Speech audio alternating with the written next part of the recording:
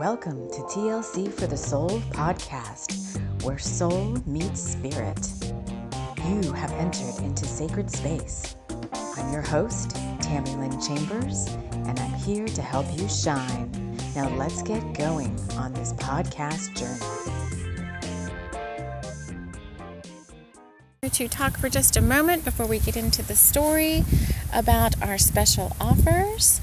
I would like to offer for you to join me over on Scribed if you feel called. That is a website like Netflix, I guess, a subscription-based website like Netflix, but for audiobooks and books. And if you use the link in my show notes or in the description of this video, you get 1 month free of Scribed, and when you sign up for that free trial, I get 1 month free added on to my membership.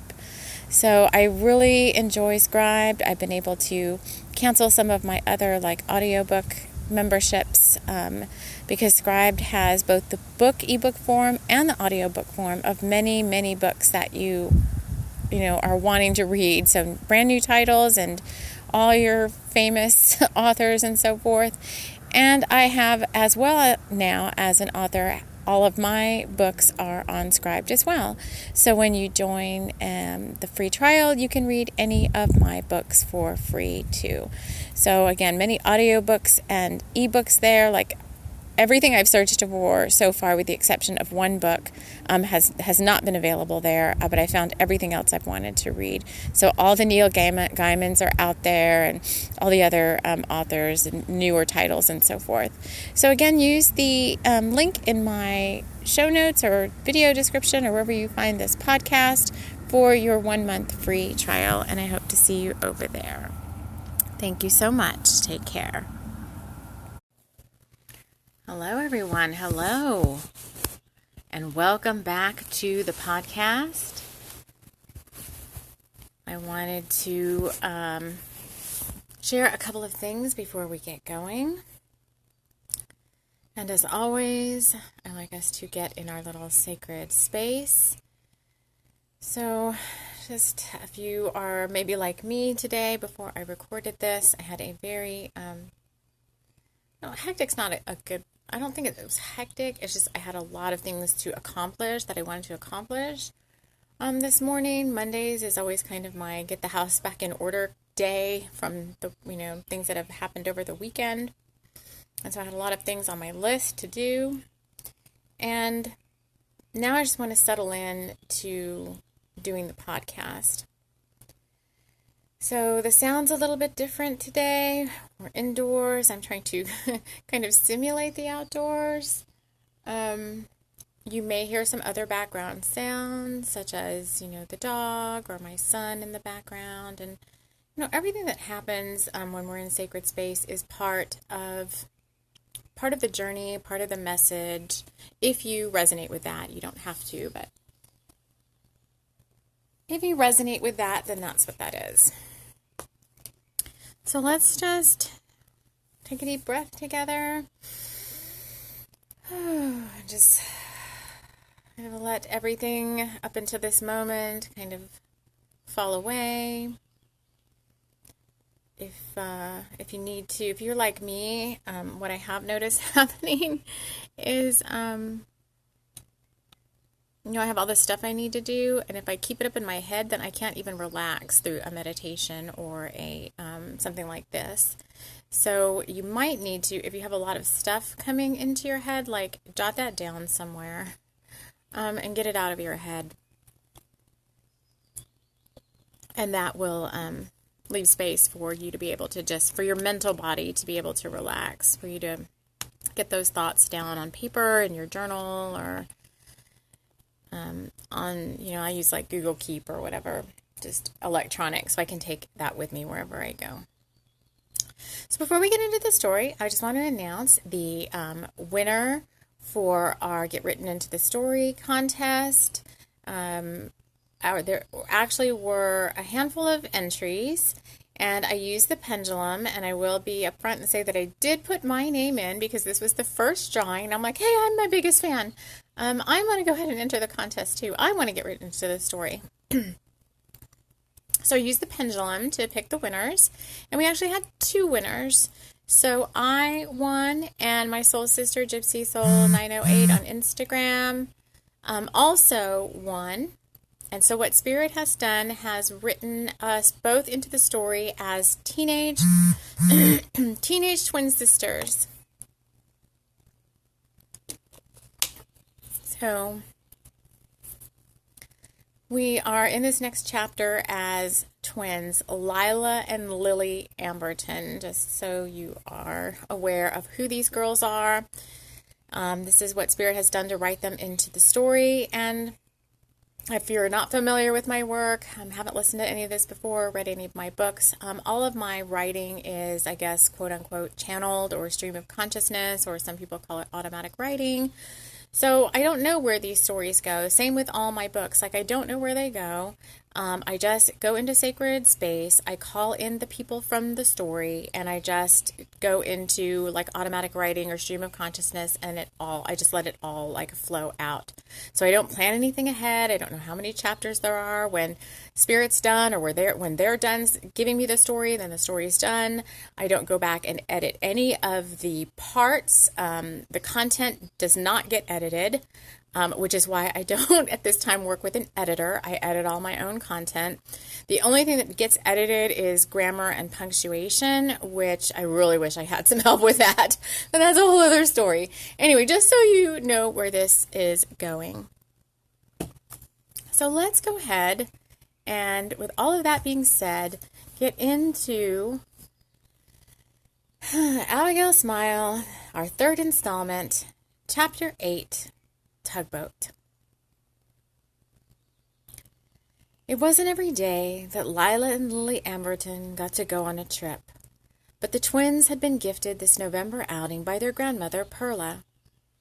Perla had seen an advertisement for the Argyle Inn B&B in the local newspaper when she was having her afternoon tea. She thought it the perfect gift for her young granddaughters. It will allow them to get out of the old dark mansion house and play outside with the pixies of the Scottish moors, something that Perla had loved to do as a young girl. There was the slight inconvenience of getting off the little island that the Ambertons had owned since so far back that Perla could barely recall, but the twins needed to get away. They were becoming too ensconced in the island. They needed to meet new people, and they needed to get a fresh perspective on their powers.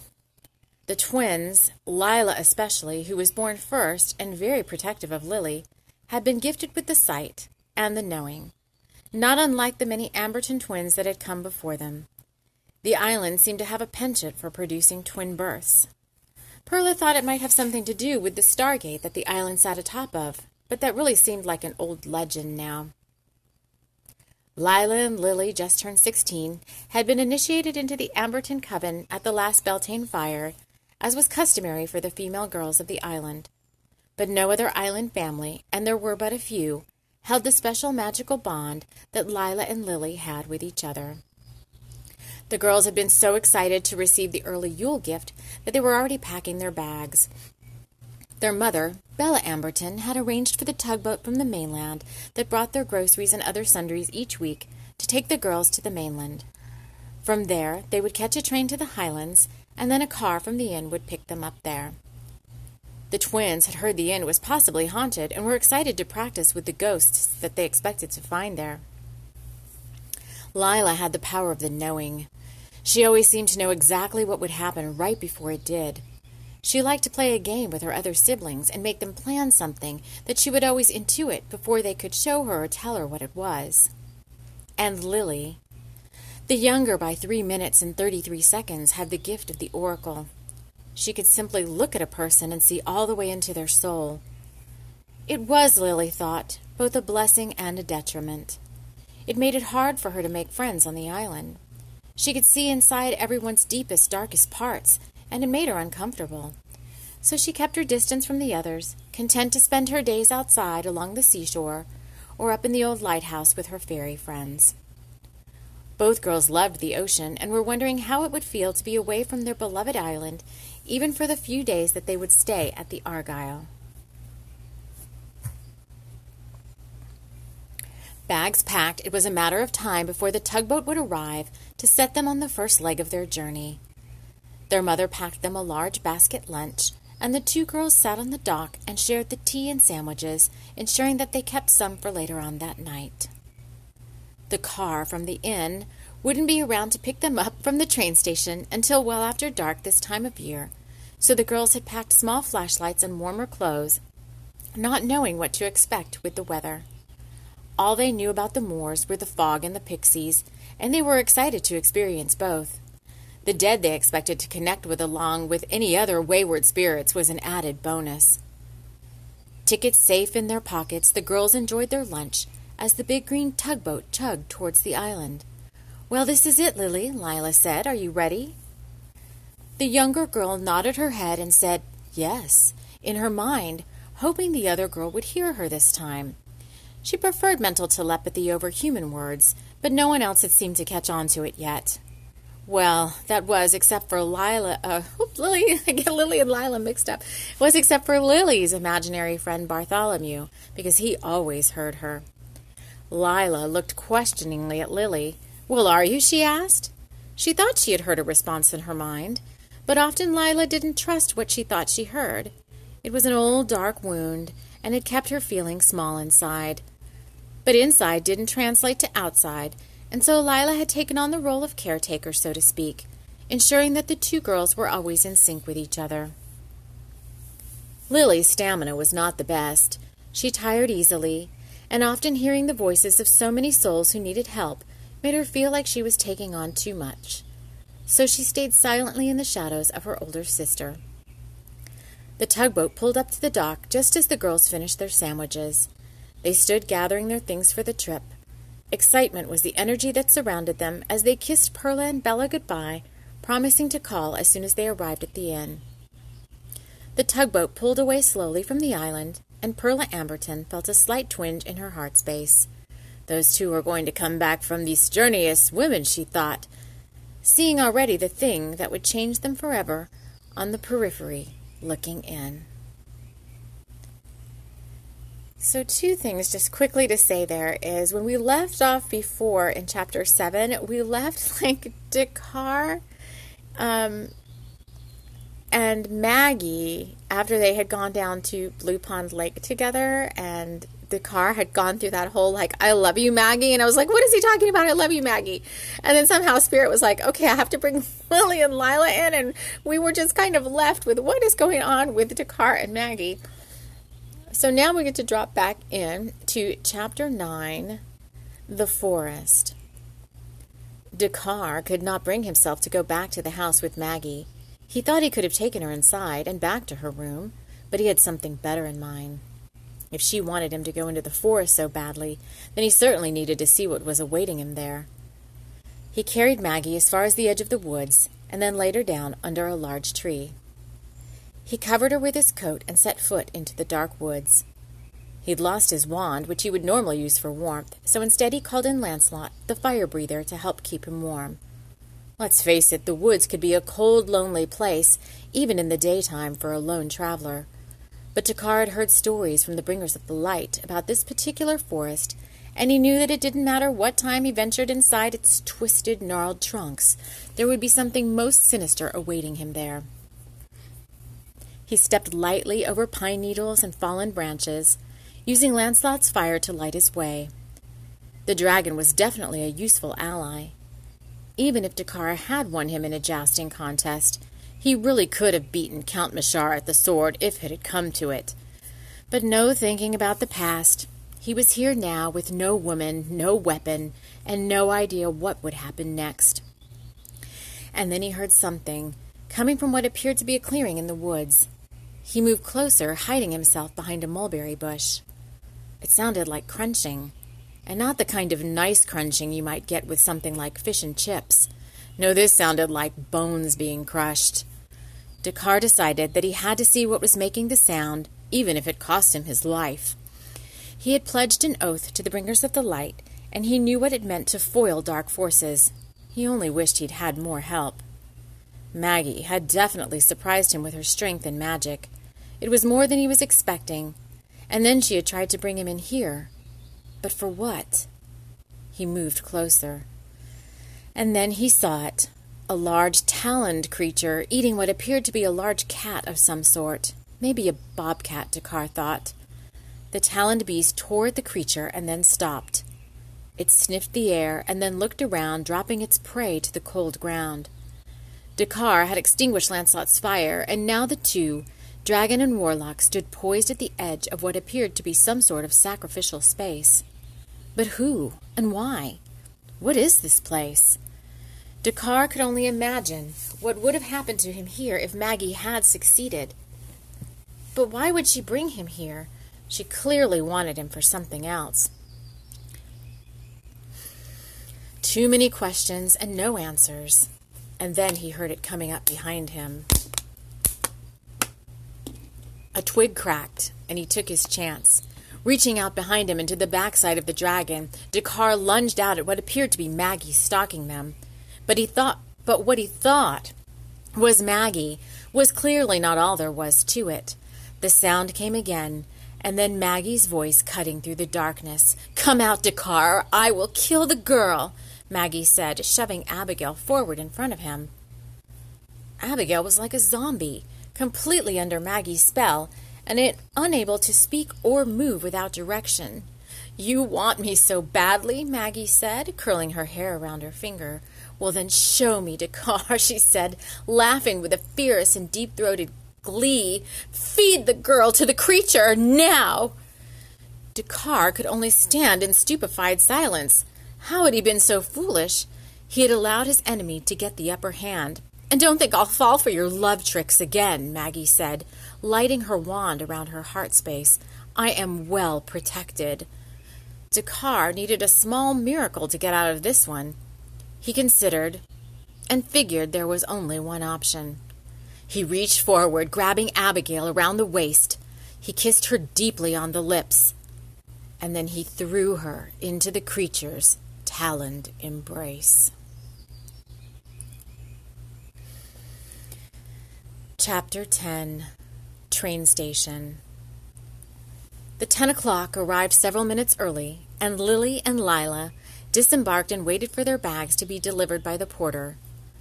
The car was supposed to be here for them at 10:30, and while they waited, they could snack on the leftover sandwiches, Lila thought, pulling Lily by the coat over to a bench by the station house. She unpacked what was left of their lunch and handed Lily a sandwich. "Something funny is going on at that place," Lily said, taking a ham sandwich while staring out into space. "You always think something funny's going on," Lila said, handing the other girl a paper napkin. "Now don't drop that," she said. "The fairies are still mad at me for the last time I left trash behind. I don't want to work up any more karma with them." Lily took a small bite from her sandwich while simultaneously grimacing at her sister. 3 minutes and 33 seconds was what stood between their identicalness, and Lily was sure that if they had been exactly the same, she would not have liked that one bit. She wanted to be just like herself, which was nobody else. As the girls ate their supper, Dwight pulled his wool cap and sweater from the coat rack. He got the car keys from the key cabinet and tucked a small tart into his pocket. He would need his strength and mental stamina for driving through the moors in the dark. Just because you were in a car didn't mean the spirits of the moors couldn't mess with you, Dwight thought, recalling that story of the wayward taxi from several years ago. No one, including the driver, was around to talk about what happened there. Only a badly wrecked taxi with animal fur and bloody prints was all that was left of that lot. No well-meaning pixies had stuck around to help out on that one, he thought, grabbing the large flashlight off the charger. Why Millie had told those kids' mother that the inn was some sort of taxi service was beyond him, and then to assign him to the task was another. She knew he didn't like the moors at night. As Lila ate her sandwich in small, manageable bites, her mind drifted back to Harp. He had wanted her to spend the weekend with him. His parents were on a trip to the mainland, and they would have the seaside bungalow to themselves. She could have easily slipped out for the night without being noticed. But then this gift of the trip, and her grandma and mom had been so excited to get them off the island. At least she saw it that way. As much as she wanted to explore and have fun with Lily at a haunted inn, she had really wanted to explore more with Harp. He was so kind to her, and his parents had money. 16 or not, she could see herself running away with him if he had asked her. But she might not know now. The whole weekend would be gone by the time her and Lily made it home. Who knows what Hart might be up to without her? She often saw him watching that other girl in her class, Marjorie. What did Marjorie have that she didn't? If she got the chance again, she would definitely tell Harp how she felt. Dwight revved the engine of the old 4x4 and placed the high beams on. He turned up the radio loud and drove way over the speed limit through the darkened parts of the moors. Better to be caught by the law than to be eaten by a night creature. Of course, night creatures had never been actually confirmed to exist out there, but Dwight knew better, and he had lived to tell about it. Lily felt a strange twinge in her heart space. She needed to clear her energy more often now, at least while that vamp Vladimir von Richtenstein was around. Duke Vladimir of County Cork had visited the island on a field trip with his junior class. They were looking for the lost merfolk of Melanchthon, an old legend that still drew folks to the islands. Lily had been minding her own business at the fruit stand and could feel his gaze on her. It burned. And then he had purposely left his school group to come over and introduce himself to her. He thought he was so cool, she recalled, and she remembered how she didn't feel well afterwards. She had been so glad to see the tugboat take that school group and Duke Vladimir away. He had continued to tap into her energy for weeks afterwards, even trying to fly into her room one night in the astrals just to look at her and soak up some more of her precious energy. Lily may have been only 16, but she had seen her share of spiritual warfare, and she was sick of it. Of all the ones that she had wanted, she instead got vamped by Duke Vlad. It had taken a spell from the gypsy caravan lady to break his hold on her, and she vowed she would not let that connection happen again. Say hello once to a vamp, and you might never get out with your soul intact. The clock struck 10:30, and both girls disposed of their trash in the proper receptacle, and looked towards the entrance for the van that was supposed to pick them up. "Nothing yet," Lila said, more to herself than anything. "He's had an accident," Lily said, taking her bag and heading into the terminal house. "I think we might be here for a while longer." So that is where I'm going to stop. It's a little bit shorter this time, but I have a feeling that this week we'll be wrapping up the story probably in the next 7 chapters or so, 6 or 7 chapters. I do sometimes get a general feeling of like how much more there is to do, but sometimes they like to play games with me and like make me think that there's a lot left to do, and then I'll sit down and there's only like a few more chapters left, so I just kind of leave it up to them where this is going. So I know that in the States at least, this is a holiday week if you're listening to it when it loads up. I'm recording this during the week of Thanksgiving on whatever day this is, Monday the 23rd. So, if you listened to this before holiday week, I just wish you all I don't even want to call it Thanksgiving, it's like gratitude. I just call it like Gratitude Day. I don't even know if I will continue to celebrate that moving forward. It's not a big deal, like, with my family, like, nobody really. Some of my extended family do get together to celebrate it, but really, like, close family, not really so much so. So, I told you my favorite is Samhain, and then I guess Christmas after that, just for like the joy spirit. That's kind of, I've already jumped forward to Christmas, and I've put up my tree and everything now. So just hope you enjoy the story, and I do want to invite you, if you do want to get the pages before they're posted as the audiobook, you can go to my Instagram at TLC Books and just follow me there, and I try to upload the pages as I write them, and I try to write a page a day, but if something else is going on, or if there's not that many chapters in the month, then Spirit might not have me write every single day, and then I'll work on another project instead. So I wish you all a blessed rest of your week, and the next time we meet, we will be meeting for the final chapters of Turkey Pot high. And then we'll already be in December, and we'll already have to be thinking about what Dakkar and Abigail, hopefully Abigail is still alive as she's thrown into the creature's talent embrace. But we'll see what adventures await Abigail and Dakkar for December. So thank you everyone so much for listening. Take care. We'll see you again next time.